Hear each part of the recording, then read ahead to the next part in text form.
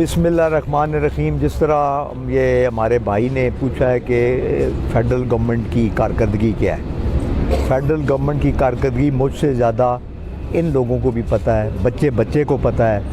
लूट मार का बाज़ार गर्म है, महंगाई आसमान से बातें कर रही है और सिर्फ़ इन्होंने इक़्तिदार हासिल किया अपने केसेस ख़त्म करने के लिए। ये इस भूल में ना रहें कि ये इलेक्शन आज नहीं होंगे तो साल बाद होंगे, साल और आगे ले जाइए।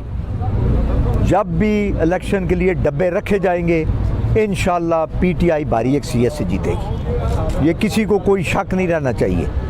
बेहतर ये इस मुल्क के लिए बेहतर है, इस अवाम के लिए बेहतर है कि जल्द से जल्द इलेक्शन कराए जाएँ और इस नायाल हुकूमत से छुटकारा हासिल किया जाए, तब कि नई हुकूमत आए, वो नया मैंडेट लेके आए और बाहर के इदारों और बाहर के मुल्कों से वो बेहतर बारगेन कर सके और मुल्क की इकानमी को बेहतर तरीके से चला सके। आप सबको इल्म है कि हमारे जब दौर था पीटीआई का, आटा किस रेट पे था, प्याज किस रेट पे थे, टमाटर किस रेट पे है। अभी तो लोग अल्लाह पे यकीन कर लें कि इतने मायूस हैं जिसका कोई अंदाज़ा नहीं। इससे ज़्यादा और क्या बात की जाए। इतने ढीठ हैं ये नायल जो हुकूमत है कि इनके बालों पे जूं भी नहीं दिखती, आंखें बंद कर मुल्क को दोनों हाथों से लूटने लगे। सर, ये पंजाब में जो वोट ऑफ नो कॉन्फिडेंस होने जा रहा है तो उसके बारे में कोई no vote of no confidence कोई भी नहीं हो रहा, ना इनके पास बंदे पूरे हैं। ये सिर्फ हॉर्स ट्रेडिंग पे लगे हुए हैं। वही पैसा जो जरदारी साहब बैग भर के ला रहा है वो मार्केट में फेंके।